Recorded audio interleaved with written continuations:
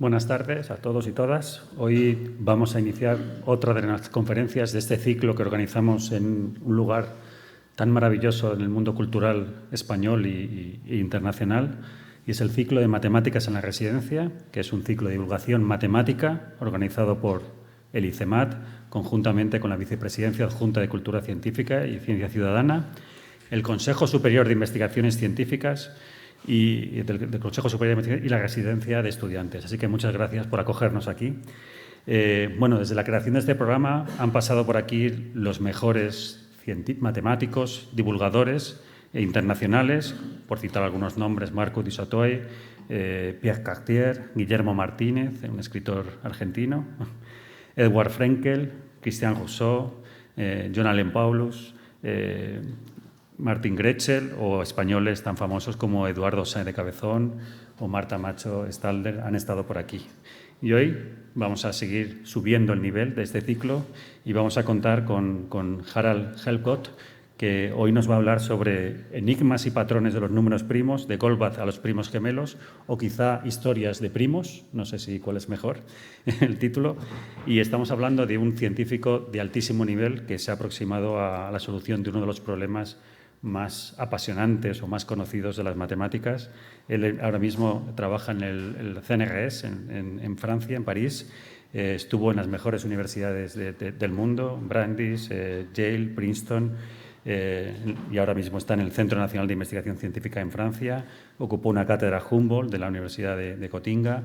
Estamos hablando de un científico del más alto nivel que además nos va a ilustrar un poco en este apasionante problema que a todos en algún momento de nuestra vida nos hemos apasionado viendo un problema que tiene se puede explicar a un niño casi de primaria, pero que la demostración todavía no está hecha. Y nuestro speaker, nuestro conferenciante, Harald Helfgott, encontró una respuesta a lo que se llama la conjetura de Goldbach-Devil, que es que todo número impar mayor que 5 puede expresarse como la suma de 3 números primos, ¿de acuerdo? Y hoy nos hablará quizá de este problema y de su hermana mayor, la conjetura de Goldbach. Así que muchísimas gracias por aceptar nuestra invitación. Bueno, muchas gracias por invitarme.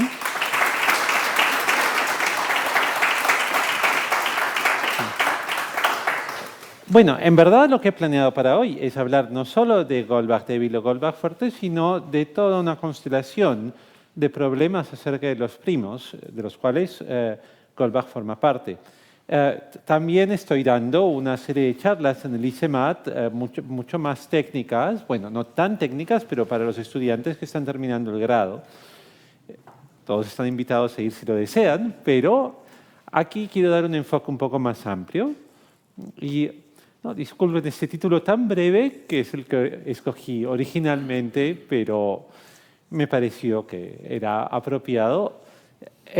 Ya, comencemos con los primos, ¿no? Los primos son simplemente los enteros positivos que no tienen un número es primo, sino tiene divisores aparte de sí mismo y la unidad, 1. 1 no cuenta como primo en nuestros días, perdió su estatus en el siglo XIX por razones en las cuales no vamos a entrar, aún si quedó un poco en los libros de texto por algún tiempo. Los primos son 2, 3, 5, 7, 11, etc. Bueno, yo creo que toda charla, aún para un público general, debe contener por lo menos una prueba. Así que vamos a ver una prueba completa. La prueba de Euclides, que mostró en sus elementos, no solo habla de geometría, sino que mostró que hay un número infinito de números primos. ¿Cómo así? Voy a esbozar la prueba. Ya, número 1, todo entero positivo tiene que ser divisible por algún primo. Tratemos de por lo menos ver cómo se prueba. ¿Por qué es que esto es cierto? Bueno, si n es primo, todo número es divisible por sí mismo. Entonces, si n es primo, es divisible por un primo, n. Entonces, digamos que soy n y no soy primo. Eso quiere decir que tengo un divisor que, por definición de no primo, tengo un divisor menor que mí mismo, pero mayor que la unidad. Ya, Y luego ese divisor, si es primo, bueno, ya terminamos, era lo que queríamos probar. Todo n tiene un divisor primo. Si no es primo, ese entero, al no ser primo, tiene el mismo un divisor menor que sí mismo, mayor que la unidad. Y así vamos bajando la escalera, pero en los enteros uno no puede bajar la escalera para siempre. En algún momento uno tiene que terminar. Uno encuentra su primo y ese primo que divide ese número, que ese número me divide a mí. Y ahí está lo que dice Euclides. Ya. Bueno, entonces aceptemos ya que todo entero es divisible por algún primo. Y supongamos que hay un número finito de primos. P1, P2 hasta Pk. Es la lista de todos los primos, no hay más. Ahora vamos a considerar el entero, que es el producto de esos primos más 1. Pero, ¿ese es divisible por P1? No, da el resto 1. ¿Es divisible por P2? No, da el resto 1. No es divisible por ninguno de los primos. Y decíamos que eran todos. Entonces tendríamos un entero que no es divisible por ningún primo, en contradicción con lo que acabábamos de probar. Por lo tanto, nuestra suposición de que hay una lista finita de todos los primos es falsa. Hemos probado que hay un número infinito de primos. Bueno. Esa ha sido la única prueba completa de esta charla, pero trataré de mostrarles estrategias, ideas, observaciones. Entonces, hay un número infinito, pero ¿qué tan densos o qué tan raros son? O lo que es lo mismo, y no va a ser la última vez que vamos a enfocar las cosas de una perspectiva probabilística, si yo tomo un entero n al azar, un n, así, ¿qué tan probable es que sea primo? Es al final la misma cosa, ¿no? Porque si uno toma un conjunto muy raro y uno toma un entero al azar, es poco probable que el entero esté en el conjunto. Mientras que uno toma un conjunto muy denso de enteros y uno toma un entero al azar, es bastante probable que esté en ese conjunto muy denso. Bueno, y esa es una regla, esa es una pregunta que la gente ya se planteaba a fines del siglo XVIII y se hacían conjeturas. En esa época no había ordenadores, había computadores y computadoras, es decir, seres humanos cuyo oficio era hacer grandes cálculos, a veces con ábacos u otras cosas. Y entonces dos grandes matemáticos, Legendre y Gauss, conjeturaron que el número de primos hasta x crece aproximadamente como x sobre el logaritmo de x. Cuando digo logaritmo, como todo el mundo hoy en día, quiero decir, o en matemática por lo menos, quiero decir logaritmo base e. Pero como estamos hablando muy grosso modo, si quieren pueden pensar en el viejo logaritmo base 10, que es básicamente, grosso modo nuevamente, el número de dígitos de n, de x. En otras palabras, la probabilidad, si uno toma un entero al azar con un número dado de cifras, la probabilidad que sea primo es inversamente proporcional a su número de cifras, ¿no? Si yo tomo un número con 6 cifras al azar, con 6 dígitos, la probabilidad que sea primo es la mitad que si yo tomo un número con 3 dígitos al azar. Pero es el triple de la probabilidad de que sea primo un número con 18 cifras tomado al azar. Ya. Y Dirichlet allí tuvo otro gran matemático, una aproximación más refinada. Él les dijo, de acuerdo, esa regla aproximada está bien, pero él podía dar una aproximación mejor. Y se les parece, es un poquito quisquilloso, se puede ver fácilmente. Ahora con la calculadora no hay que hacer sufrir a nadie. La computadora en un minuto puede llegar tan lejos o más, bastante más lejos que la pobre gente que hacía cálculos a mano en la época de Legendre y de Gauss. Y uno ve aquí, a ver, este es mi grafo de cuántos primos, esto es un grafo de cuántos primos hay hasta cierto punto, ¿no? Hasta 2000 hay a unos 300 primos y uno va siguiendo. Ya, ¿y cómo se compara? Eso que ven que parece un poco irregular, no es porque mi pantalla tenga pocos píxeles, sino porque, claro, naturalmente esto no es una curva así continua, sino que tiene saltos. Cada vez uno llega a un primo y el número de primos salta por una unidad. Pero bueno, la aproximación conjeturada por Legendre-Gauss estará aquí en azul. En verdad, Legendre tenía una aproximación ligeramente distinta, pero parecida. Y la aproximación de Dirichlet la ven en verde, que está tan cerca que no se ve bien, pero se ve muy, muy cerca. La primera cosa que hay que aprender es que eso de que a veces en la prensa popular se escucha cosas como que es un misterio esas irregularidades en los números primos, pero bueno, no es un misterio. Ciertas regularidades se conocen desde hace mucho tiempo. Como esta regla aproximada, pero muy cercana a la realidad, de cuántos números primos hay hasta un X dado. Esto fue probado a fines del siglo XIX. Pueden ver que no era nada trivial por el tiempo que tomó. Tuvo que desarrollarse mucho la teoría hasta que Hadamard y de la Vallée-Poussin, de manera independiente, probaron lo que se conoce como el teorema de los números primos, que dice que esta regla aproximada de Dirichlet es cierta cuando X se vuelve más y más cierta a medida que X va creciendo. Ya. Bueno, ahora veamos a los primos más de cerca. Aquí yo he hecho una tablita de los primos hasta 3020 y tantos. Y uno puede tratar de ver qué patrones se repiten. Uno ve que hay muchos primos seguidos, ¿no? Claro, si P es un número primo, el siguiente entero, P más 1, no va a ser primo, porque a menos que P sea 2, P, el primo, es impar y el siguiente va a ser par y por lo tanto no primo. Entonces, los únicos dos primos que son realmente seguidos son 2 y 3. Pero primos como 5 y 7 o 11 y 13 hay muchos, los pueden ver, ¿no? Uno puede ir a la casa, hay uno por acá, otro por acá, otro por acá, otro por acá, un montón.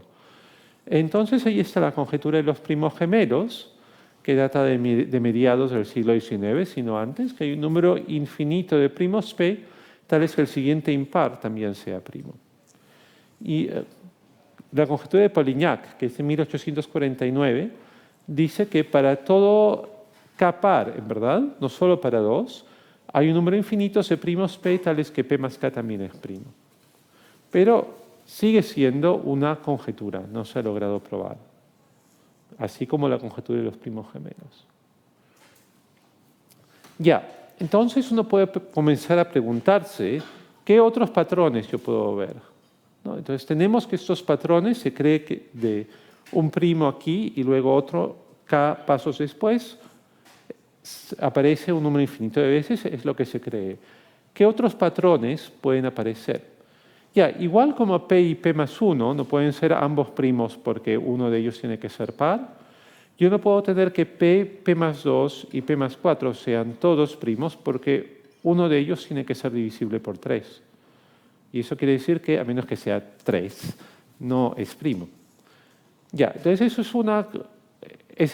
hay ese tipo, los patrones de primos pueden estar prohibidos por esa razón, porque hay algún otro primo Q, como 3, tal que como que toda la cartilla de bingo se llena, ¿no?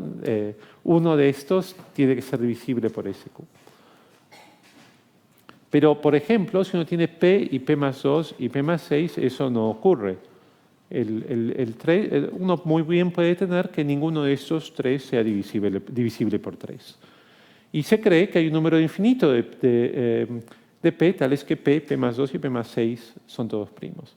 Y hay la conjetura de Dickson, que si un patrón no está prohibido por una razón de divisibilidad, así es simple como la que prohíbe P y P más 1 o P, P más 2 y P más 4, entonces ese patrón aparecerá infinitas veces. No, es lo que dije verbalmente. Por ejemplo, aquí hay otro patrón prohibido. P, P más 8 y P más 10 también está prohibido porque da restos 0, 2 y 1 módulo 3. Se llena toda lo que llamé la cartilla de bingo, todos los residuos están allí, entonces no importa cómo uno lo desplace, escogiendo P, la cartilla seguirá llena. Siempre caerá uno de esos 3, caerá en la casilla de los divisibles por 3. Y bueno, hablemos de modelos probabilistas. Hay un modelo muy simple de Cramer que es útil ver a los enteros n como variables aleatorias independientes. Es decir, que un número sea primo no afecta que el siguiente sea primo. Ya, eso no puede ser estrictamente cierto. Número uno, porque los primos no son realmente aleatorios. Uno puede hablar de tomar un entero aleatorio, pero una vez que uno escoge el n, el resto es determinista. Pero también porque, como ya hemos dicho, si p es primo, el siguiente no puede ser primo, en verdad. Pero bueno, como dicen los estadísticos, para ahí los economistas también lo dicen, no sé si ellos reconocen que todos los modelos son falsos, pero bueno, los estadísticos reconocen que todos los modelos son falsos, pero algunos son útiles. Y un modelo más refinado incluye el hecho que hemos discutido, que por razones de divisibilidad hay una cierta dependencia, ¿no? Que si P es primo, eso nos dice, eso aumenta un poquito la probabilidad que el P más 2 sea primo, simplemente porque no sea primo, porque aumenta un poquito la probabilidad que P más 2 sea divisible por los primos pequeños. Pero solo un poquito. Y una vez que uno saca esa razón un poco tonta, o no tonta, pero muy visible, de dependencia, en el límite no debe quedar ninguna dependencia. No. Entonces, este es lo que acabo de decir, que si P es primo, entonces la probabilidad que P más 2 sea divisible por 3 es 1 sobre 2, no 1 sobre 3. Y en general, si estamos hablando no de 3, sino de 11, la probabilidad subiría de 1 sobre 11 a 1 sobre 10, pero aparte de eso no debe haber dependencia. Y Hardy y Littlewood, aunque en esa época, y en verdad ellos eran antes de Cramer, ellos comprendían bien la intuición y ellos dijeron, su conjetura, esto ahí me comí la palabra crucial conjetura. Es una conjetura, no es un teorema de Hardy y Littlewood, que cada patrón que no está prohibido, no solo que debe aparecer un número infinito de veces, como conjeturó Dixon, sino que debe aparecer el número más o menos con la frecuencia que predice un modelo probabilista un tanto más refinado. Ya, luego ahí cuenta Ulam, el físico, que él un día estaba muy aburrido en una conferencia como esta y comenzó a jugar con papel cuadriculado, a dibujar, a hacer en una espiral, simplemente escribiendo los números 1, 2, 3 en espiral y luego marcando los primos. Y luego él como que le parecía que había algunas diagonales, pero luego como que se interrumpían.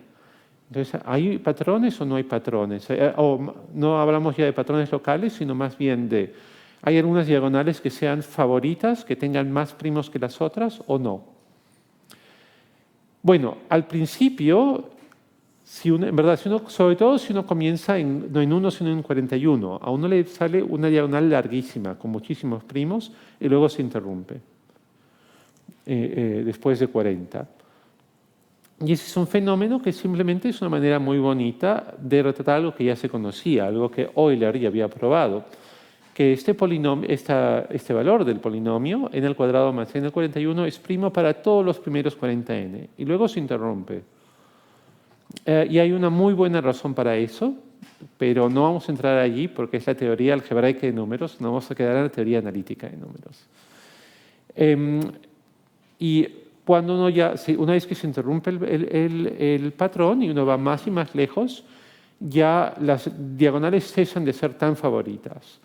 Bueno, algunas diagonales tienen más primos que los otros, pero precisamente por la razón muy simple que he mencionado ya, las razones de divisibilidad o no divisibilidad por primos pequeños.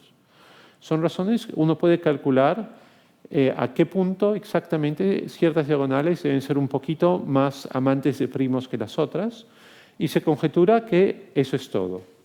Pero otra vez es algo conjetural. Uno tiene un modelo y se cree que el modelo nos predice lo que pasa en el infinito, cuando los primos se vuelven más y más grandes, pero no se sabe. Y eso es una conjetura difícil.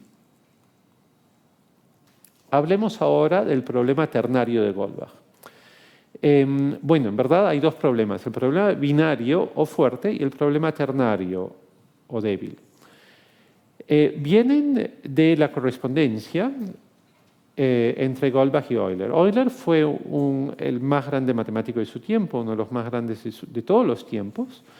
Goldbach era un matemático menor, pero que tuvo su rol que jugó en esa historia y que no se restringe a porque Goldbach, en la época la teoría de números casi no existía. Había habido algunos trabajos de los griegos tardíos, después de Euclides, siglos después hubo Diofanto, bueno, helenísticos en Egipto.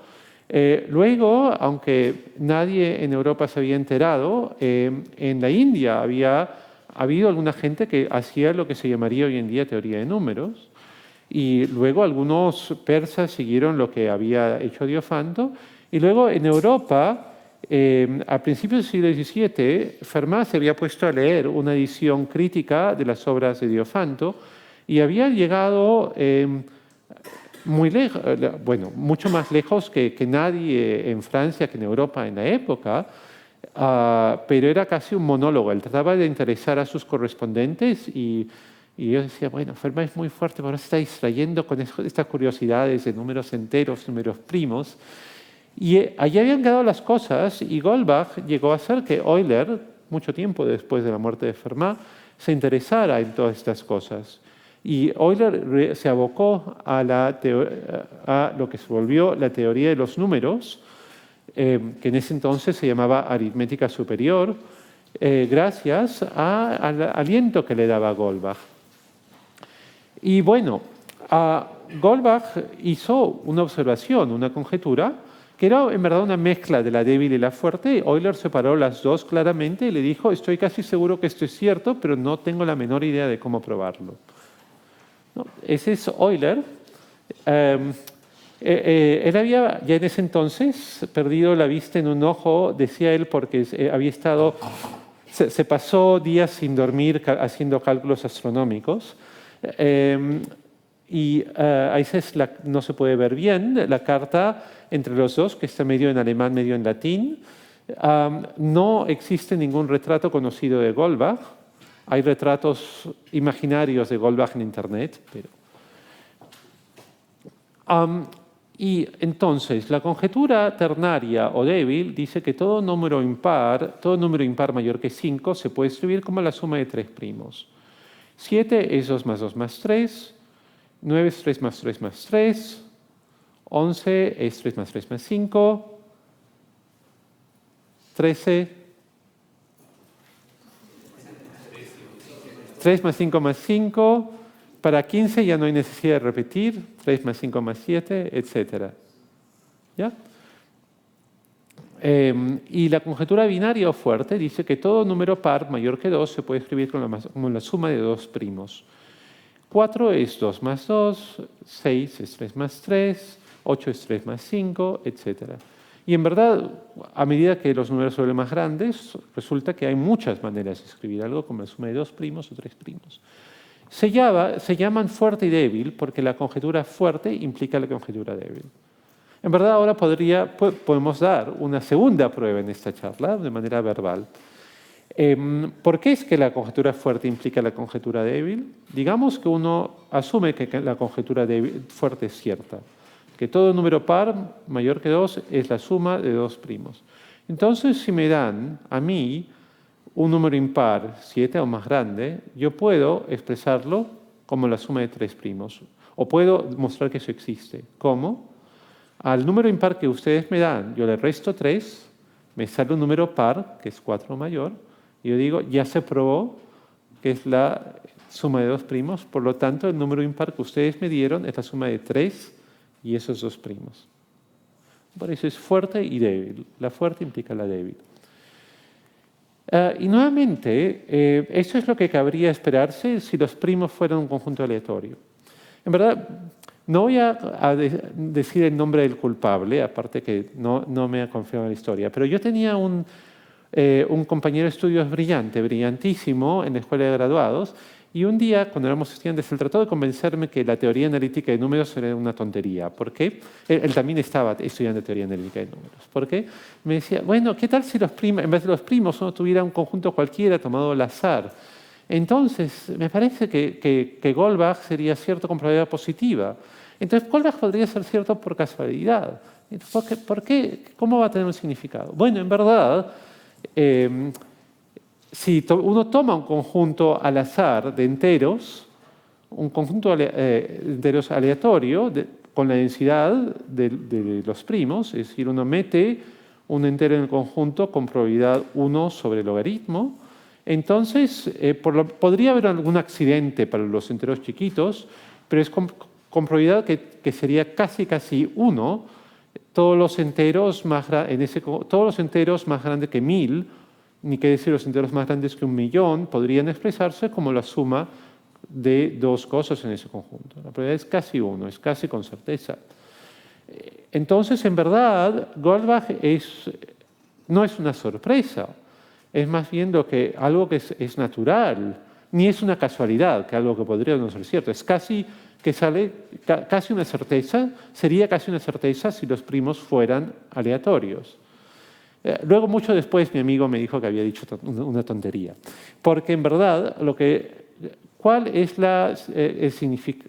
¿Por qué es que es importante Goldbach? ¿Es una curiosidad histórica? No, porque a medida que fue pasado el tiempo, bueno, en el siglo XIX la gente no avanzó en Goldbach, se conocía, pero luego en el siglo de los grandes avances en Goldbach y otros problemas, el siglo XX, pronto se comprendió que en verdad Goldbach es una especie de test para qué tanto podemos probar que nuestros modelos probabilistas nos están prediciendo la verdad. ¿Qué tan buenas son nuestras técnicas? ¿Qué tan desarrolladas son nuestras técnicas? ¿No? Es como, claro, hay aplicaciones de Goldbach, así como uno puede poner una estación de radio en la Torre Eiffel, pero esa no es la utilidad práctica de la Torre Eiffel. En verdad, Eiffel, me imagino que la estación de radio, una mera excusa, era para mostrar qué tan avanzadas eran las nuevas técnicas de construcción en la época. ¿No? Al igual, es un hito literalmente, un mojón histórico que uno pone allí y uno se pregunta, ¿somos ya lo suficientemente fuertes como para llegar allí? Y si desarrollamos las técnicas como para llegar allí, es casi seguro que podremos llegar a muchos otros lugares. Hablemos también de otro problema relacionado. La función de Möbius mu. Mu de n toma el valor 1 para cuando uno tiene un entero, que es el producto de k primos distintos y k es par. Y toma el valor menos 1 cuando es lo mismo, n es un producto de primos distintos, pero es impar.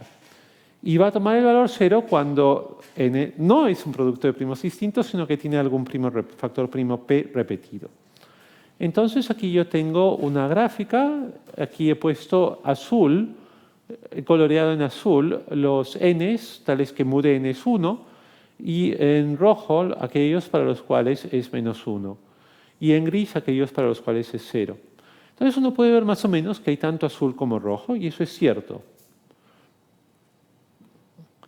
Y el modelo probabilístico simple aquí sería que mu de n es 1 menos 1 con igual probabilidad, que es cierto, como veremos, y más aún que se trata de variables independientes. Lo cual es casi cierto. Que algo sea gris o no eso afecta un poco las cosas, pero uno puede modificar un poco ya sea el modelo o lo que uno está tratando de predecir para que el modelo se vuelva algo que predice la verdad con frecuencia asombrosa. Para darles una idea, la función de Mertens es simplemente la suma de mu de n para todos los n hasta un cierto x. Sabemos que el m de x sobre x, es decir, el promedio de mu de n para los primeros enteros, x enteros, tiende a 0 cuando x va al infinito. Es decir, 1 y menos 1 son igual de frecuentes. Y esto fue probado por nuestros viejos amigos Adamari de la Vallée-Poussin, simplemente porque sale del trabajo de ellos. Si aquí hay algo delicado que hablaré un poco de lado. Si uno simplemente está diciendo que el promedio tiende a 0, la cuestión para los números primos y esto para la función de Mertens son muy cercanas. En verdad, uno implica la otra. Curiosamente, si uno quiere algo más concreto, de qué tan rápido esto se va a 0, qué tan rápido decrece el error o la diferencia en los números entre... o qué tan rápido se acerca mi aproximación al número de números primos, Lie de X, al número verdadero, al número de primos, y yo quiero constantes, no solo que exista una constante, quiero constantes. Allí el resultado para m de x es mucho más difícil que para los números primos. Y eso es algo en lo que he estado trabajando últimamente, que en verdad no debería ser más difícil y al final no lo es, sino que había dos obstáculos, uno verdadero y uno psicológico.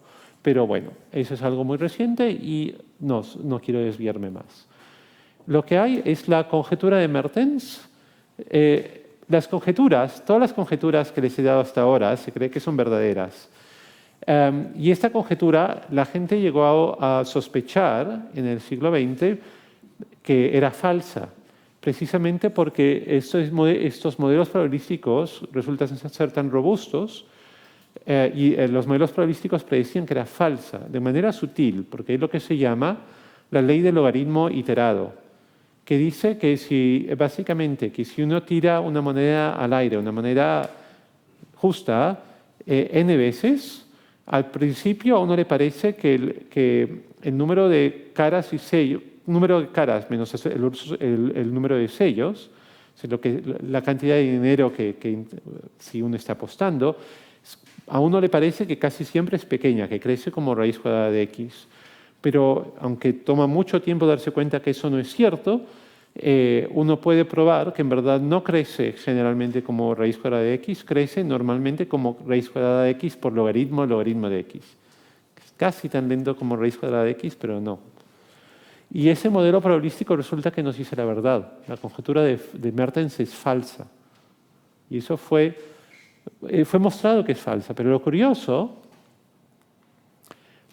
es que si uno no fue mostrada falsa por fuerza bruta, no es que alguien fue con una computadora y mostró que uno puede llegar hasta un quintillón y ya es falsa.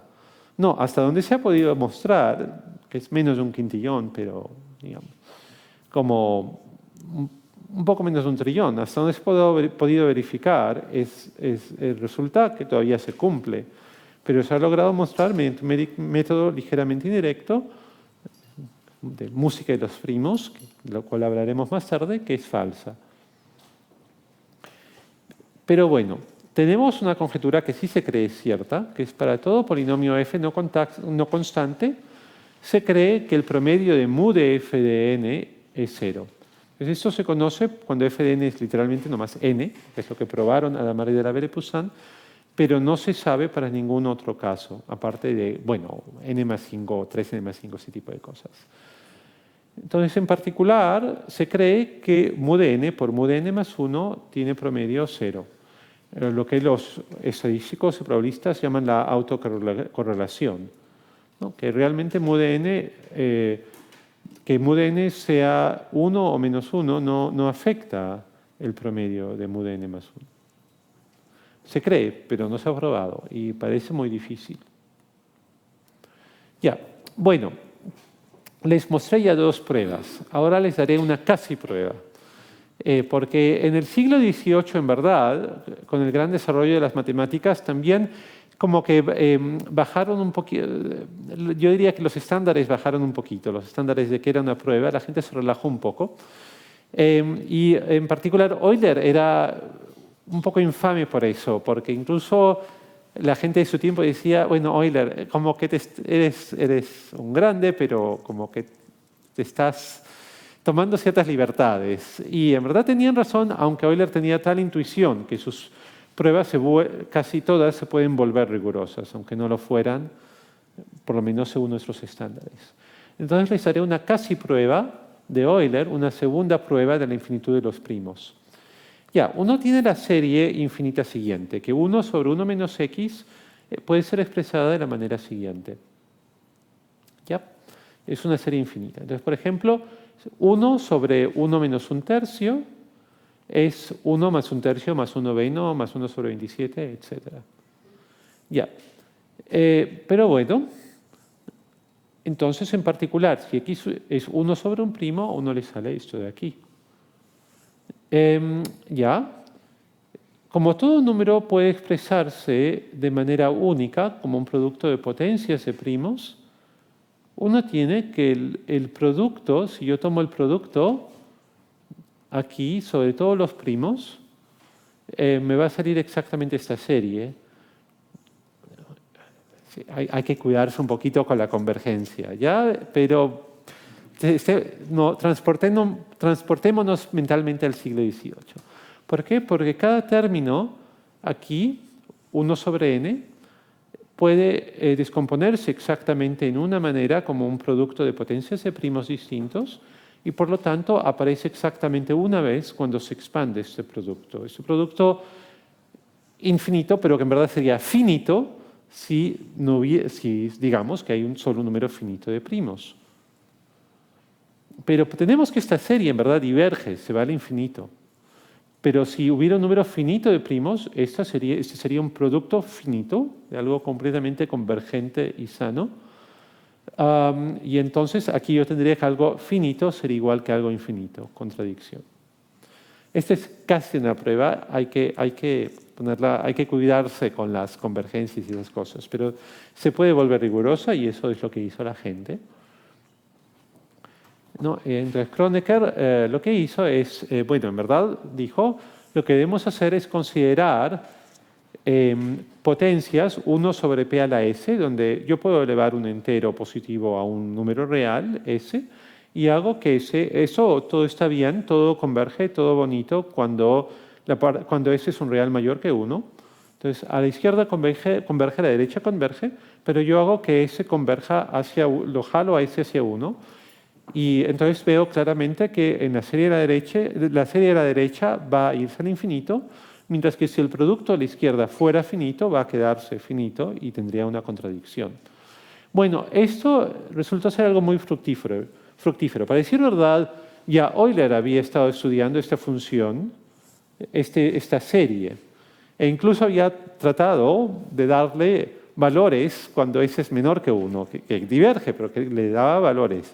Y tal era la intuición de Euler, que aunque en su época no había manera rigurosa de darle sentido, cuando la gente logró comprender todo eso mucho mejor, vio que los valores que daba Euler para z de menos 1, me parece algo absurdo, es 1 más 2 más 3 más 4, diverge, eran ciertos.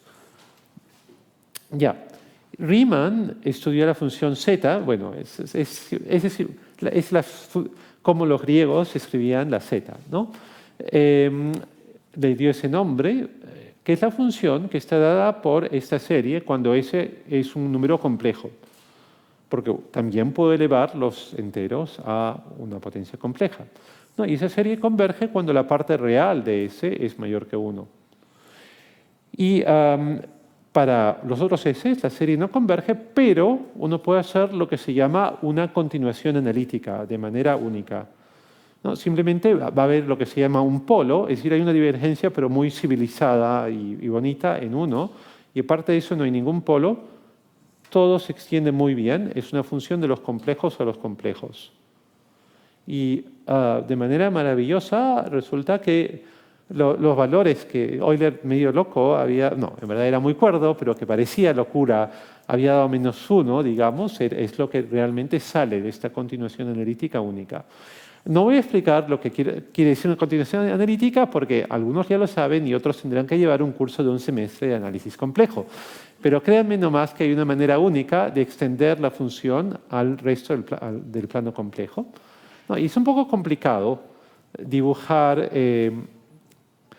hacer gráficas de los complejos a los complejos. Necesitaría algo de 4 dimensiones. Pero uno puede hacer algo de los complejos a la parte real o a la parte imaginaria o al ángulo. Entonces uno puede encontrar gráficas de colores o también de lo que pasa en la recta vertical, parte real igual 1/2. Ese sí es Riemann, no es como Goldbach, que no es Goldbach. Ya, pero ¿por qué hablo de la parte 1/2? Bueno, en verdad para cualquier función, las funciones analíticas tienen algo maravilloso. Bueno, consideremos los lugares donde se anulan, donde toman el valor 0. Es lo que se llaman los ceros, el lenguaje, de la función analítica. Y esos ceros nos dicen muchísimo sobre f. ¿Verdad? Casi determinan f. Bueno, casi. Uno necesita cierto control sobre el crecimiento de f, uno tiene que trabajar un poco, hay un cierto factor por allí, pero nos dicen muchísimo sobre f.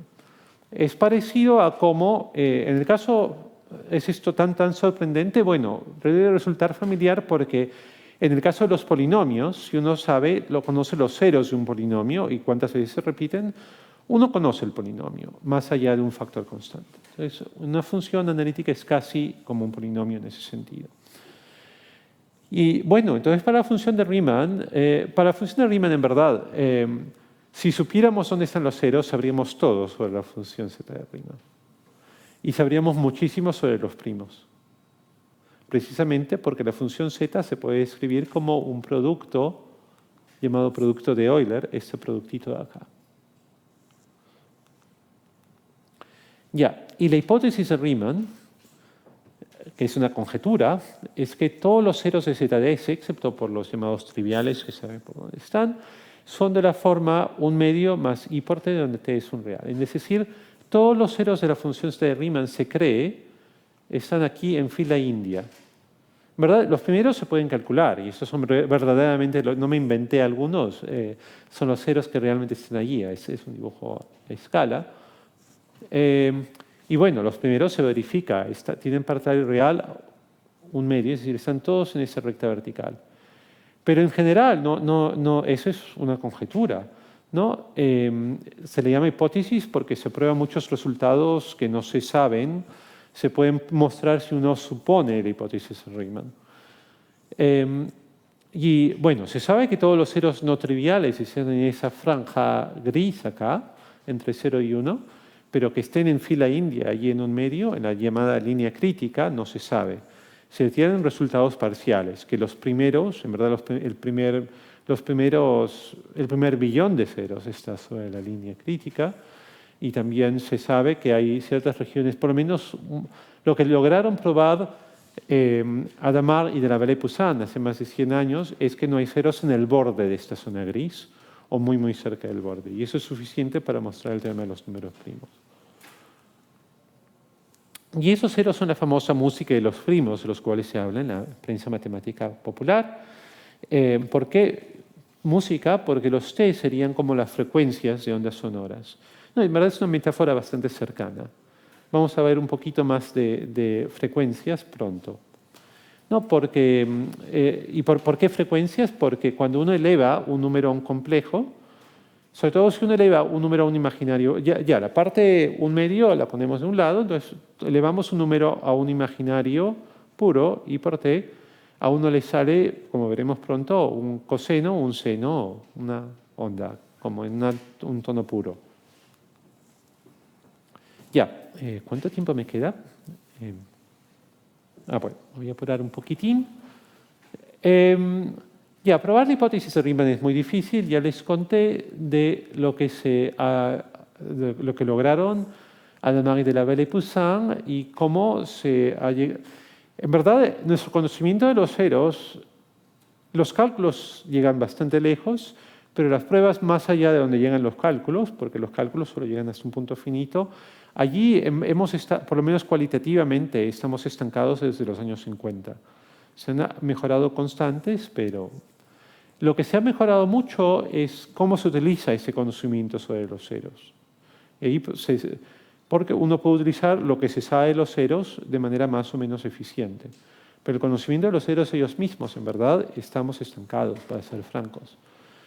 Pero bueno, también está la cuestión de qué podemos mostrar mediante lo que conocemos de la función z de Riemann. Para problemas multiplicativos, mediante z, podemos probar muchas cosas de manera muy elegante, como no solo cuántos números primos hay hasta x, sino más o menos aproximadamente cuántos números hay con un número dado de factores primos, o cuántos números hay sin factores primos grandes. Pero Goldbach, primos gemelos, etcétera, son problemas aditivos. Y entonces podemos utilizar las propiedades de Z, pero eso no va a bastar. Necesitamos otras ideas. A ver, así como utilicé a mi amigo anónimo como adversario, también se cuenta una anécdota que un gran físico a mediados del siglo XX preguntó a sus colegas: ¿en qué está trabajando esta gente teoría de números? ¿Cuáles son los grandes problemas? Y alguien mencionó a Goldbach. ¿Qué es Goldbach? El físico dijo: pero ¿qué sumar primos? ¿Por qué sumar primos? Los primos están ahí para ser multiplicados. Es como que alguien hace una observación que tiene mucho sentido, pero que al final no muestra lo que él pensó que había sacado de eso, ¿no? Es como las discusiones de política de Facebook. Pero bueno, no, porque en verdad lo que realmente esto quiere decir es que, bueno, número uno, que los problemas aditivos son muchas veces más difíciles, pero por otra parte hemos visto que no es que los primos sean tan específicos, sino precisamente que los primos son los primos, desde el punto de vista de la suma, se comportan como si fueran futano, sutano y mengano, pero el problema es probarlo. Eso es lo difícil. Y bueno, a un físico yo le podría decir, bueno, pero ¿está de acuerdo que el orden de los primos y cuánto hay, y si son seguidos o no, y si conspiran para romper ese modelo probabilístico? Eso es interesante. Me diría sí, creo que me diría, a ver, físicos, algún físico tiene que haber. ¿Hay físicos? Ya, ¿me pueden decir su opinión franca ahora o después? Bueno, no, después. Ya, alguien dijo música de los primos, pero en verdad música hay por todas partes. Porque para los problemas aditivos tiene mucho sentido hablar del análisis de Fourier. Que en verdad el análisis de Fourier lo comenzó Joseph Fourier para el análisis del calor, así se llamaba su primer libro. No, él no lo llamaba análisis de Fourier, obviamente no era egómano o ególatra, le llamaba el análisis del calor. Pero resultó ser también muy fructífero para muchas cosas, incluido es algo básico de lo que subyace la teoría musical. No, si yo tengo una función f de n, de variable entera n, podemos descomponer f así como si fuera algo de variable real. Lo podemos descomponer en ondas de distintas frecuencias alfa. Aquí e de alfa es simplemente una abreviatura para e a la 2pi i alfa. Ya. Sigo con estas cuestiones de exponencial a un número imaginario. Bueno, pero esta es una fórmula de ¿quién? De Euler otra vez. Por algo era grande, que esto es coseno de 2pi alfa más i seno de 2pi alfa. En otras palabras, descomponer algo en exponenciales complejas es lo mismo que descomponer algo en senos y cosenos, que es como muchos han visto el análisis de Fourier por primera vez. Y aquí esto ya es de la época, bueno, no es exactamente lo que hizo Fourier, pero es apropiado para nuestro contexto en el que estamos viendo funciones sobre los enteros. F sombrero, la transformada, se encuentra fácilmente, está dada por el teorema de inversión de Fourier, ¿no? Entonces aquí tenemos estas hermosas ondas, son ondas sinusoidales, senos, cosenos en distintas frecuencias. Y yo puedo descomponer mi f de mi función en los enteros de esta manera. No, y este es un poco un chiste, pero es verdad que si yo tuviera una función de variable real, las frecuencias alfa serían reales. Pero eso es porque R es autodual. El dual de los enteros no es los enteros, ni es los reales, sino es los reales módulo los enteros, que quiere decir simplemente que los reales se ponen en un círculo y entonces que uno sume 1 no importa, o que uno sume 10 no importa, es como en un círculo de estaciones de radio antigua. Entonces uno tiene aquí que las frecuencias son reales entre 0 y 1. O si uno quiere ser sofisticado, los reales módulo los enteros, módulo 1. ¿Y por qué es que he puesto aquí como las estaciones a las fracciones de pequeño denominador? Bueno, vamos a ver. ¿Me quedan qué? ¿10 minutos? ¿5 minutos? Gracias. Debe ser mentira, pero muchas gracias. ¿Por qué es que el análisis de Fourier es importante para las convoluciones, para los problemas aditivos? Bueno, las transformaciones muchas veces convierten una operación interesante y útil en una operación más simple. El logaritmo de un producto de dos números es la suma de sus logaritmos. Y con la transformada es algo parecido, y esa es una de las razones por las cuales los ingenieros aman las transformadas, que la de Fourier, la de Laplace, la de esto, magníficas, ¿no? Porque aquí, ¿qué es la operación que queremos ver? Consideremos la convolución aditiva de dos funciones, que se escribe con estrellita, que es simplemente una nueva función cuyo valor en el entero n es la suma de f de m1 por g de m2, considerada sobre todos los pares m1 y m2 enteros, cuya suma es n. Bueno, ¿y cuál es la aplicación de la convolución a Goldbach? Digamos que yo defino f de n como una función fea o bonita que sea cero, puede ser cero solo cuando n es primo. Para los no primos es cero. Entonces, si yo considero la convolución de f consigo misma y si el valor de esa convolución en n no es cero, eso quiere decir que esta suma tiene por lo menos un término que no es cero. Es decir, existe por lo menos un par de enteros cuya suma es n y tal que f de m1 es no cero, lo cual implica que m1 es primo, y f de m2 también es no cero. Porque si el producto de dos cosas es no cero, quiere decir que ninguna de las dos es cero. M1 y M2 son primos. Es decir, esta convolución puede ser no cero solo si n es la suma de dos primos. Y de la misma manera, f convolución f implica que n es la suma de tres primos. Ya. Bueno, este es sacado reconocerán a XKCD, es un cómic que aparece a menudo. La transformada de una función sale algo extraño, pero de lo cual uno puede reconstruir. El gato está vivo todavía, la función original. ¿No? Entonces, y hay esta regla maravillosa de la transformada de Fourier, que la transformada de Fourier de la convolución de dos funciones es el producto de sus convoluciones. Y al mismo tiempo, entonces a uno le sale, aplicando la regla de inversión de Fourier, que yo puedo escribir f, esta función tan interesante, como a base de su transformada, y su transformada es justamente el cuadrado de la transformada de f, y a uno le sale esto. Y de la misma manera, esta función de tanto interés para Goldbach-David sale esto de acá, una integral. Ya, entonces uno define el f así como uno quiere, y a uno le sale siempre, si uno comienza a jugar, más fácil ahora que tenemos computadores, que f' de alfa es grande precisamente cuando alfa está cerca de los racionales, de algún racional con pequeño denominador. Y por lo demás siempre es algo muy pequeño. Bueno, nuevamente lo complicado es probarlo. Porque si eso es cierto, entonces todo esto se simplifica mucho. Eso quiere decir que esto uno puede subdividir el círculo y los pequeños arcos alrededor de los racionales con pequeño denominador, de las fracciones con pequeño denominador, contribuyen casi todo.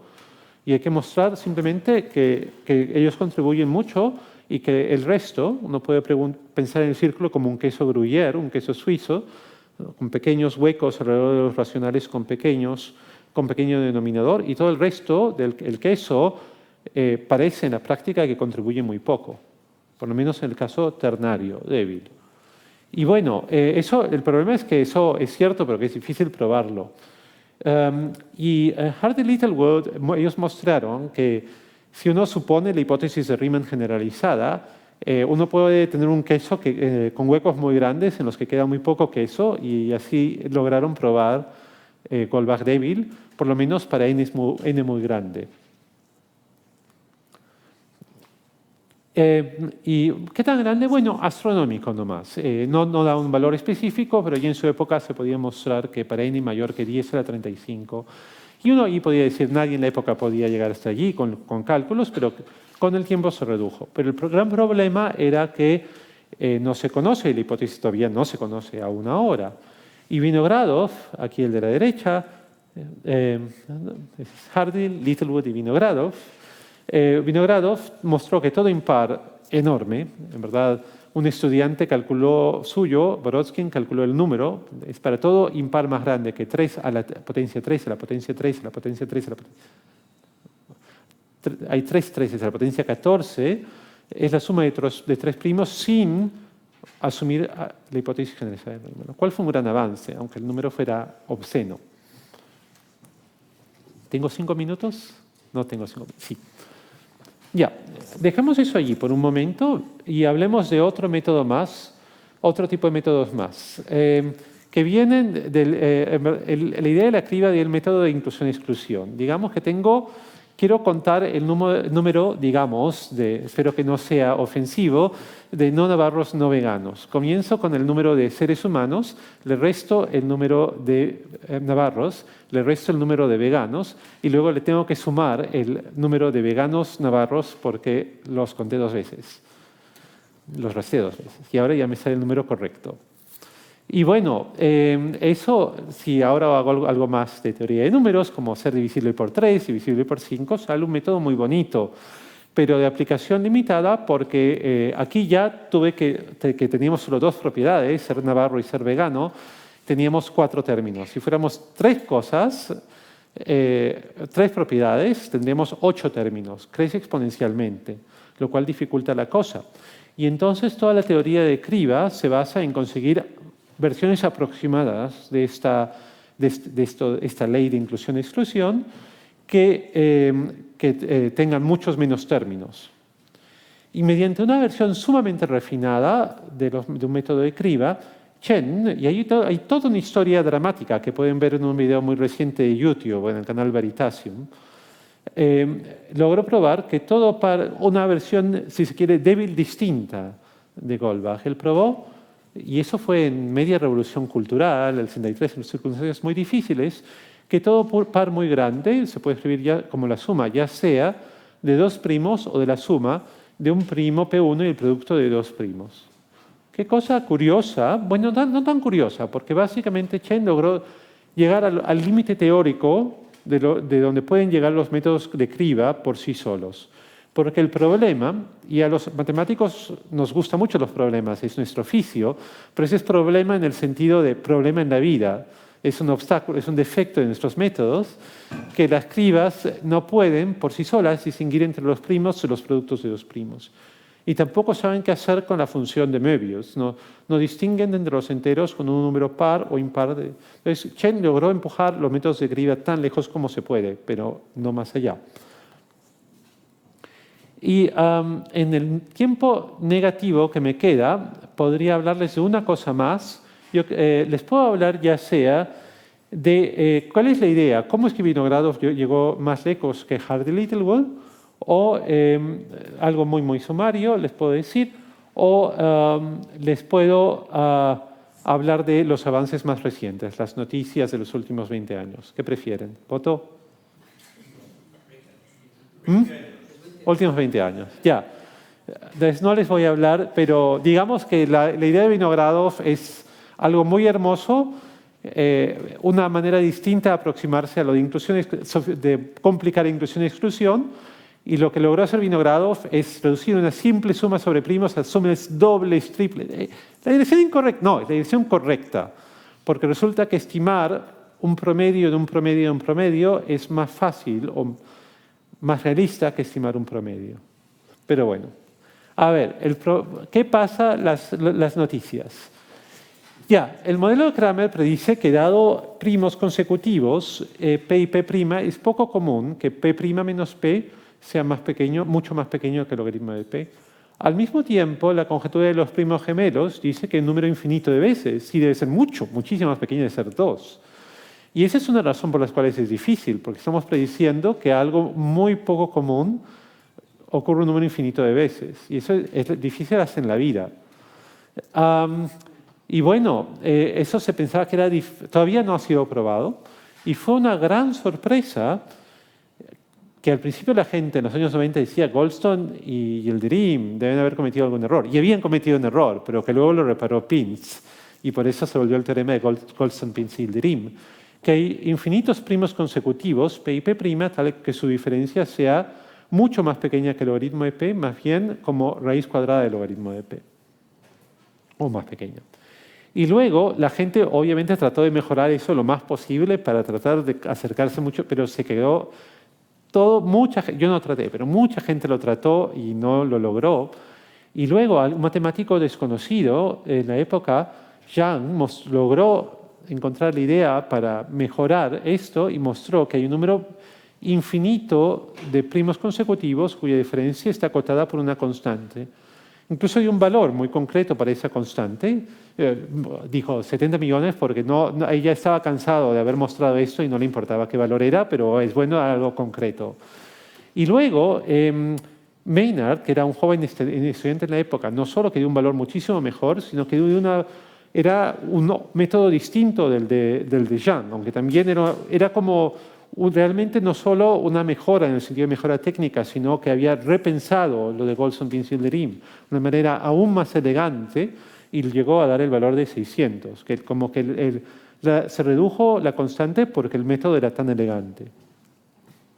Y ahí ellos utilizan cribas, pero ¿cómo logran distinguir entre primos y productos de dos primos? Es porque usan la criba como una primera aproximación a los primos. La allí se llama criba envolvente,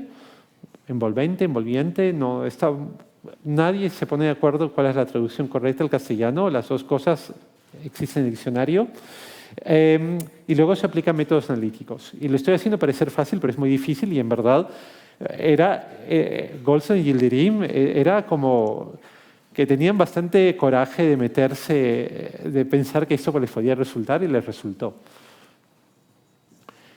Goldbach fuerte sigue muy fuerte fuera de alcance. Yo logré probar hace ya más de 10 años que Goldbach débil sí es cierto para todos los enteros.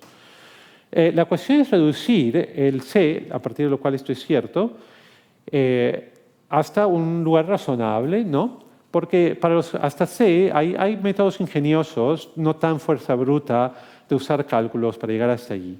En verdad se puede hasta 10 a la 30, digamos. Pero se había reducido varias veces desde la época de Vinogrados, pero quedaba muy por encima. El C que se conocía, se sabía que el teorema era cierto para n's mayores que un número que era muchísimo más grande que el número de átomos en el universo multiplicado por el número de picosegundos hasta que el universo muera de entropía. Si alguien no se enteró que el universo algún día se morirá de entropía y le acaba de arruinar la vida, disculpen. Yo lo aprendí cuando era niño, me puse a llorar. Es lo más triste, ¿no? Que todos somos mortales, lo conocemos, pero que el universo sea mortal. Pero hasta tenemos cotas de cuándo el universo se va a terminar por la entropía. Y póngalo, si quieren que el universo se vuelva una computadora, póngalo a trabajar en otros problemas. Pero si lo pusiera a poner en Goldbach ternario, hasta allí no iba a llegar al punto, ni de lejos. Entonces había que hacer mejoras cualitativas. Y en verdad había que, un poco, digamos, a lo Maynard, hay que conservar las ideas, la estrategia central, pero rehacer todo. Digo a lo Maynard, aunque en verdad yo estaba trabajando un poquito antes de eso, era más bien contemporáneo con Yang. Y bueno, lo que ha habido, porque hay estas demoras en la publicación, en parte por perfeccionismo, pero en parte porque la revisión de la prueba está llevando a las mejoras en muchos de los métodos en la teoría analítica explícita de los números. Lo que les dije antes de Mertens versus números primos, y van a ver algo en el archive pronto. Hablemos también de otras cosas nuevas. Chawla sigue siendo muy difícil, pero hubo algo sorprendente en el 2015. Matomaki y Rajiv, que eran jóvenes en la época, que eran postdocs, probaron algo muy bonito sobre los promedios de la función de Möbius en la mayoría de intervalos cortos, algo muy sorprendente. Y muy poco después, Terry Tao usó eso para mostrar una versión débil de Chawla, donde uno tiene un promedio aquí con un factor n, con lo cual facilita las cosas. Luego lo que yo he hecho en un artículo con Rajiv es que uno puede dar una prueba distinta de la cual salen en verdad cotas mucho mejores, pero lo importante es que es un método distinto. En verdad es una estrategia que originalmente Tao había querido explorar, pero dijo las herramientas no están allí. Pero uno puede desarrollar las herramientas para hacer que esa vía, mediante los así llamados grafos expansores, resulten. Y justamente ahora un joven, Pilat, que todavía es estudiante, ha logrado mejorar nuestras propias cotas. En verdad, lo que damos para nuestros grafos es óptimo, pero él lo ha aplicado a grafos más densos. Y es un logro notable de Pilat. Y ahora una meta que mucha gente tiene es probar Chau-Habla débil para F de grado superior, como las autocorrelaciones superiores. Y básicamente hay dos avenidas, ambas un poco bloqueadas, pero que la gente está viendo que puede resultar, porque hay la avenida posible, porque esto no solo que da mejores cotas, sino que abre una avenida posible, pero que lo empujamos hasta donde pudimos para llegar para allá. Y ellos, Matemáticas de Tao, Travainen y Ziegler, empujaron su propia cosa, que ya no me queda el tiempo de escribirla, hasta donde podían. Y luego ahora un matemático argentino, Miguel Walsh, le ha vuelto mucho más simple, elegante, breve. Y yo creo que ahí también hay buenas esperanzas, sobre todo dadas realmente las mejoras que no son solo cualitativas, sino de elegancia de Walsh. Y ahora justamente estuve la semana pasada, el mismo Pilat, dio una charla de cómo él había llegado incluso a mejorar lo que había hecho Walsh. Y bueno, son es como con tinta fresca de la imprenta casi.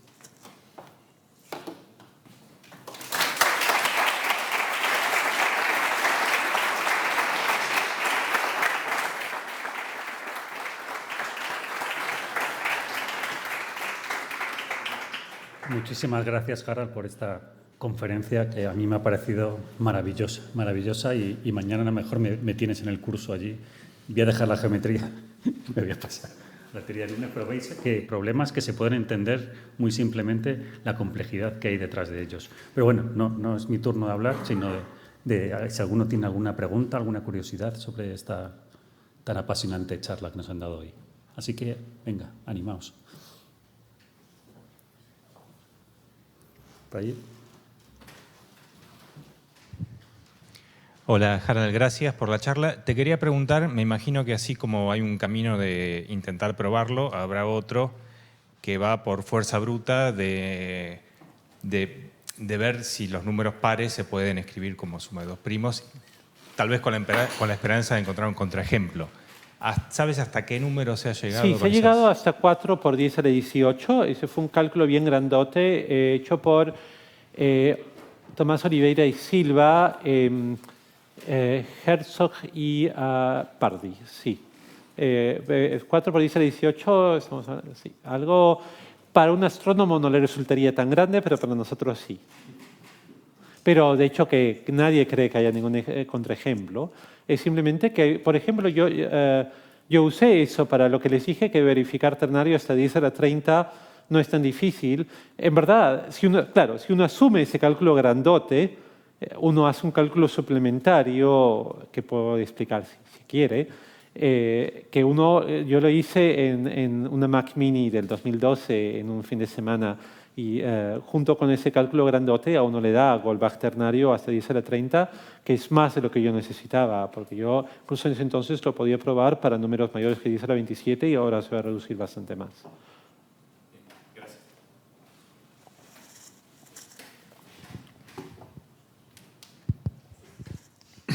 Un par de preguntas, si es posible. ¿Qué relación hay entre la demostración de la conjetura de Riemann y la factorización de la descomposición la descomposición de un número grande, muy grande de dígitos, por ejemplo, de 1000 dígitos en sus números primos? Porque eso tiene mucha relación con la encriptación, sí, con la transmisión de datos en los bancos, en los sistemas de seguridad, etc. No, aún si se supone la hipótesis de Riemann, la hipótesis generalizada de Riemann, no se conoce ningún algoritmo que funcione asumiendo esa conjetura y que resuelva, que nos deje a todo el sistema de bancos en la confusión y el caos. Porque para comenzar, si lo hubiera, ya la gente lo hubiera hecho y lo hubiera utilizado, porque todo el mundo cree en la hipótesis de Riemann, para los físicos lo llamarían, perdonen físicos, seguro si fuera, dependiera de ellos lo llamarían un teorema práctico, ¿no? Por mucho tiempo, por cierto, no se conocía una manera de verificar si un número era... No se conocía un método determinista para verificar si un número es primo que se pudiera probar funcionar en tiempo polinomial en el número de los dígitos. Pero sí se conocía métodos probabilistas que funcionaban en promedio en tiempo polinomial y métodos deterministas de los cuales se sabía que si la hipótesis de Riemann fuera cierta, funcionarían en tiempo polinomial. Y se usaban, ¿no? En la práctica, los bancos pueden utilizar la hipótesis de Riemann, pero claro, hoy en día ya se tiene algo para verificar que los números primos, aunque no se usa en la práctica porque los otros algoritmos, el probabilista es más rápido, también el que se sabe que funciona en tiempo polinomial, si Riemann es cierto, es más rápido en la práctica, pero que existen algoritmos en tiempo polinomial, sí, se descubrieron hace 20 años para verificar primos, pero factorizar es algo mucho más difícil. Sí. Y la segunda pregunta, digamos, la conjetura débil, digamos, de la suma de un número impar es suma de tres primos, ¿esa está demostrada para cualquier número? Sí, o sea, es lo que mostré, para todo número. Vale. Sí. O sea, lo demostró, claro, lo que demostré yo. Vale, sí. Okay. ¿Qué año fue eso? El 2013, y sí, es verdad que todavía pueden encontrar versiones, una versión del 2015 y luego una versión parcial más nueva del 2019. La sigo mejorando y editando y es un juego en ping-pong entre yo y los editores y ellos ya quisieran que ya publicara todo, pero va a estar, la versión definitiva va a salir en los próximos años, no se preocupen. Sí. ¿Y esa puede valer, digamos, puede ser un elemento para demostrar la fuerte o no? No, la fuerte es muy difícil. Yo creo que en parte mi perfeccionismo de los últimos años sí va a ser útil en otras maneras. Ya me ha sido útil para probar, me ha dado un incentivo para probar otras cosas. En parte un artículo que va a salir muy pronto con un joven peruano que él está trabajando ahora en el Perú, Chirre, y eso es útil, pero no, para la fuerte sigue muy lejos, ¿no? ¿Más preguntas? ¿O comentarios? Estaba yo pensando que ante la pregunta que ha hecho usted, que vi una serie yo sobre que había ciertas agencias que tenían que eliminar a expertos en teoría de números porque descubrían cosas que podían poner en juego la seguridad del país. Pero bueno, no vamos a alimentar ese tipo. Es una serie, ¿vale? ¿No hay más preguntas para nuestro conferenciante? ¿Sí? Espera un momento. Bueno, gracias por su charla. Me gusta más la idea del hombre. ¿Qué siente? ¿Cómo fue su acercamiento a la demostración de la prueba débil? Miren, fue como sigue. En verdad, como dije, había habido mejoras graduales en el tiempo. Algunas de las cotas para F sombrero, la transformada, y algunas un poco engorrosas que ni he leído, pero otras muy bonitas. Pero yo estaba leyendo un artículo así porque me causó curiosidad. El problema allí por el 2005, yo era un joven postdoc y yo me di cuenta que yo podía mejorar estas cotas y de manera cualitativa, no solo las constantes, sino factores de log, esas cosas. Bueno, los factores de log para alguna gente no les causa tanto entusiasmo, pero en teoría analítica de números sí es importante eliminar factores de log, ¿no? De logaritmo. Y yo, bueno, lo puedo mejorar eso. Y me comencé a plantear la pregunta de cuánto puedo mejorar las cosas. Y después de un rato es que podría llegar a probar esto, mejorarlo tanto que se podría ser tan razonable que se probara para todos los impares. Y al principio pequé un poco de optimismo, pero el optimismo me llevó a lugares interesantes y eventualmente a la solución. ¿Pero cómo se sintió usted? ¿Cómo iba a acercarse? Bueno, en verdad no fue algo tan dramático porque sí, hay pruebas en las cuales uno tiene un momento eureka, pero aquí ese fue más bien una prueba de muchos eurequitas chiquitos. Fue así como también la gente habla en la literatura también de erizos y zorros. Yo creo que no depende tanto de la persona. En la matemática no podemos elegir nuestro problema, o elegimos el problema, pero luego el problema nos lleva a distintos lugares. Y a veces, aunque seamos más erizos, el problema nos lleva a ser más zorros. Y este es un problema de tipo más zorro, de que por lo menos la primera prueba. Ahora se ha vuelto un poquito más erizo y eso me gusta, pero era un gran matemático, Heath-Brown, dijo, bueno, lo que ha hecho Helfgott tuvo 50 ideas muy ingeniosas y cuando tuvo la idea 50 o 51 fue suficiente para todo. Y eso no me estaba tratando de insultar, más bien me sentí muy halagado porque creo que hubo solo unas 35 o 36, no sé. Y quizás no todas fueron tan ingeniosas, pero fue algo así. Yo ya en el 2012, un año antes, yo ya me dije... Yo ya puse algo en el archivo, en Internet, mostrando cuotas mucho más fuertes de las conocidas para cuando alfa está lejos de los racionales con pequeño denominador. Y para mí era básicamente una certeza que iba a poder lograrlo. Para los otros no estaba tan claro. Yo tenía un conocido, un amigo, que resulta que se fue... decidió un día, ya era un artículo de 80 páginas, decidió que se iba a tomar unas vacaciones. ¿Cuál era su idea de unas vacaciones? Se fue a una isla, literalmente, se me olvida cuál, en el Mediterráneo, creo, y decidió simplemente cortarse la Internet, en el 2012 aún era posible, y llevarse impreso este artículo, este preprint mío, y tratar de mejorarlo o ver hasta dónde podrían llevarse los métodos. Y al final de sus vacaciones de varias semanas decidió no va a ser suficiente. Se lo logrará reducir solo hasta 10 a la 100 o 10 a la 200, no va a ser suficiente. Y cuando volvió a las vacaciones, parece que le estoy contando una mentira, pero él mismo me lo contó, habló con gente en una conferencia y dijo, no, yo soy un poco escéptico que Harold vaya a lograr esto. Y estaba hablando justamente con Heath-Brown, y Heath-Brown se quedó muy sorprendido. ¿Has estado en una isla las últimas semanas? Porque justamente en el intermedio yo había había puesto en archivo en Internet y en la prueba completa con mejores cuotas y ya la primera prueba completa básicamente en borrador, pero completa y que la gente la creía y que vio que no había ningún error mayúsculo y que todo estaba bien, parecía sólido y era sólido.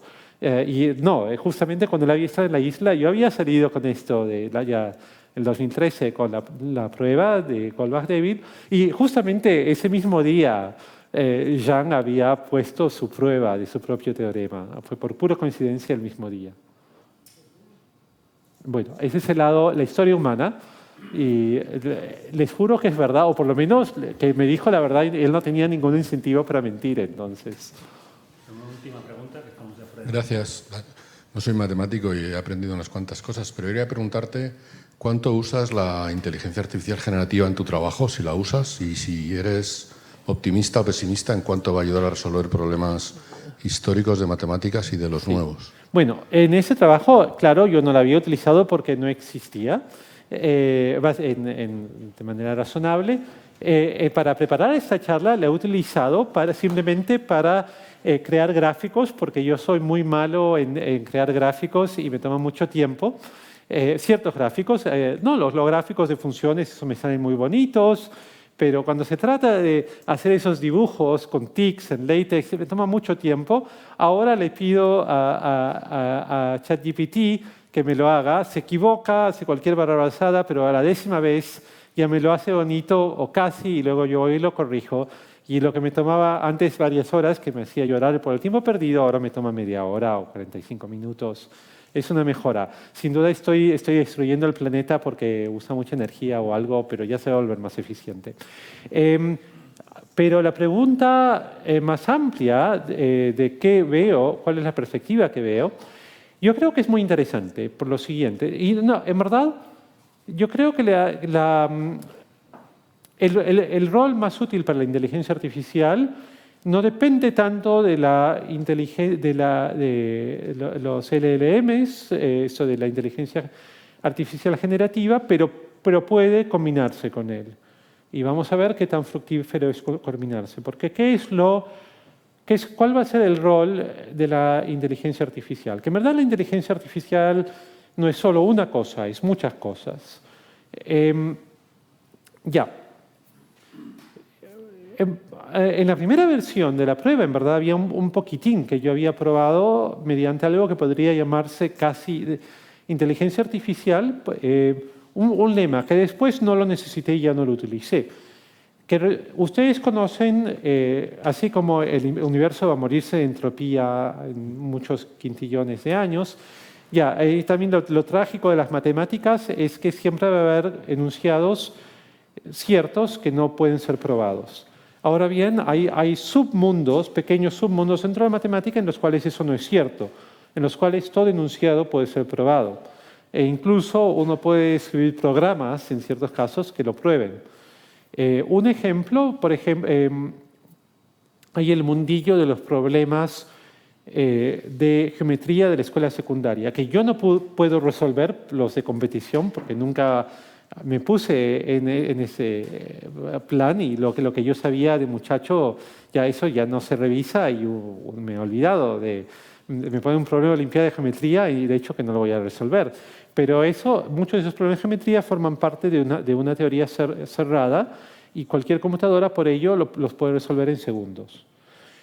Lo mismo vale, aunque no toma segundos, sino puede tomar mucho más, o la computadora también muchas veces se congela por la complejidad, es los problemas de complejidad, de desigualdades entre polinomios de varias variables. Ahí hay un método que se conoce como de composición cilíndrica. Es una teoría completa. En principio, en teoría, siempre la computadora podría encontrar una solución, aunque la complejidad crece de manera doblemente exponencial. Bueno, ya. Entonces está eso, que como dije, es lo típico, que para un lema lo utilicé por curiosidad y luego ya resultó que no lo necesitaba.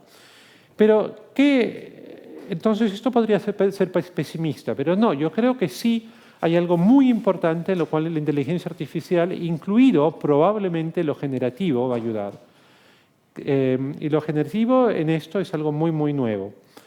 ¿Por qué? En la matemática hemos sido un poquito de vivir una doble vida, porque ¿qué tan rigurosos podemos ser? El rigor absoluto,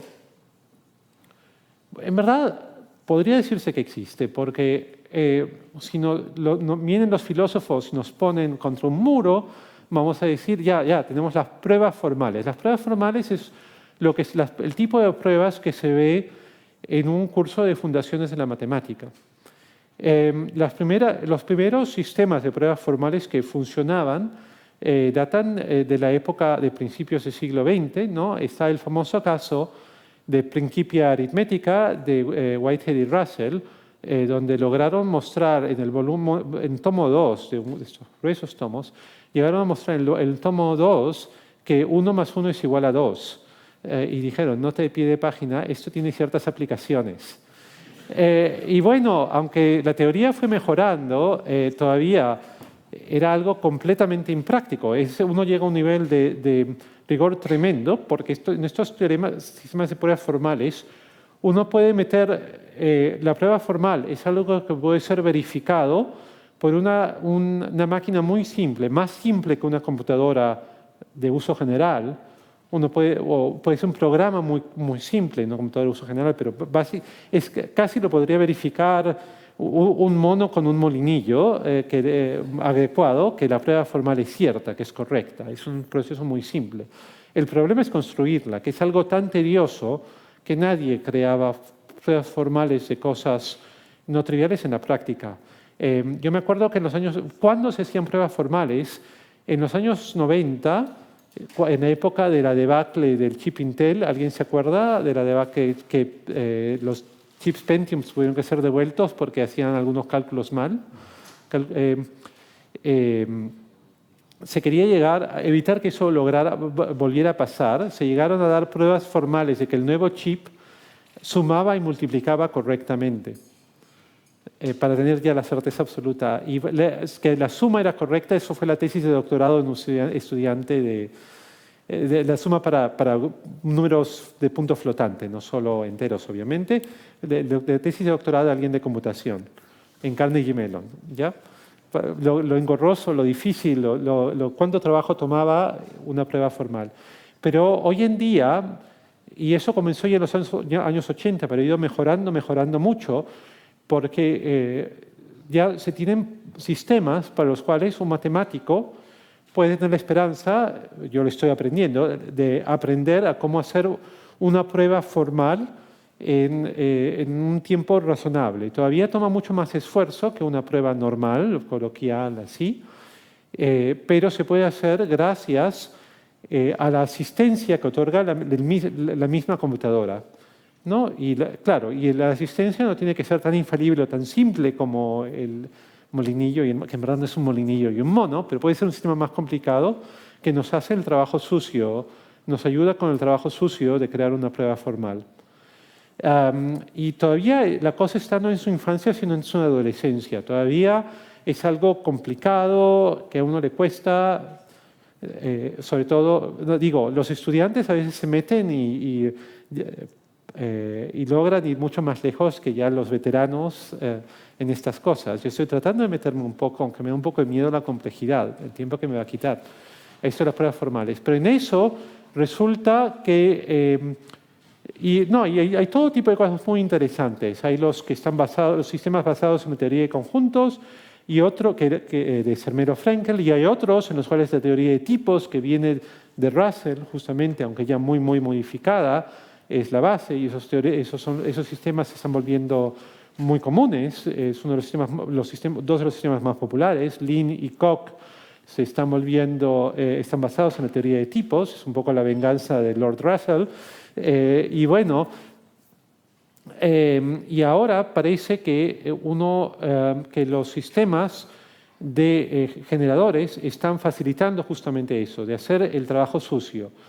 Me estoy pasando mucho con la respuesta, voy a terminar ahora. Todos ustedes han jugado con ChatGPT, ustedes saben que alucina, cuenta mentiras, hace cualquier cosa.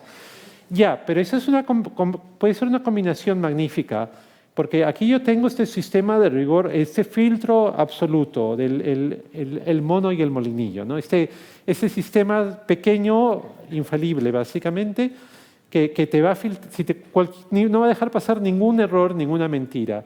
Y aquí tengo este sistema que crea un montón de mentiras y verdades muy rápidamente, el generador de lenguaje. Entonces, combinando estas cosas, por ejemplo, bueno, fue una cosa un poco amañada, les dieron mucho más tiempo que a los muchachos y a las muchachas de las Olimpiadas, pero hicieron esta cosa que una combinación de esto de pruebas formales, el molinillo y el mono, y el ChatGPT, aunque era Claude, otro modelo, ¿no? El ChatGPT, esta combinación logró sacarse supuestamente una medalla de plata en la Olimpiada Internacional, que ya es algo tremendo. Pero bueno, en verdad fue una prueba un poquito mañana, pero no tanto. Es algo verdadero y notable. Y esto de pruebas formales, esta combinación, no nos va a reemplazar a nosotros. Después de todo, las Olimpiadas es algo bastante artificial, pero sí parece, y justamente estaba hablando con gente en una conferencia la semana pasada, que sí nos va a ayudar a esto de hacer que nuestras pruebas se vuelvan pruebas formales y así lograr verificaciones ya absolutas, porque en un equipo de gente que trabaja con Lean, estuve en una charla la semana pasada en que él mismo confesaba que él todavía no sabía programar en Lean, pero en todo su equipo bastaba que hubiera una persona que comprendiera enunciados en Lean para que realmente pudiera ver que era lo que se estaba probando era lo que realmente se quería, y luego el resto de la traducción entre algo todavía en lenguaje humano, aunque muy detallado, de la traducción de eso al Lean había sido hecha básicamente por un generador de lenguaje, con complicaciones expertas, etc. Entonces, ese es algo realmente notable. Bueno, muchas gracias. Si queréis, también podéis leer un artículo reciente en El País de Javier Gómez, un estudiante que hizo su tesis en el ICEMAT, que está trabajando con Terence Tao precisamente en inteligencia artificial generativa para probar resultados matemáticos y un poco complementando lo que se ha dicho Harald. Y agradecer a Harald esta magnífica charla, porque tener un investigador de este nivel aquí es un auténtico honor. y su pasión por las matemáticas, yo creo que es algo que debemos transmitir. Así que, Harald, muchísimas gracias por todo.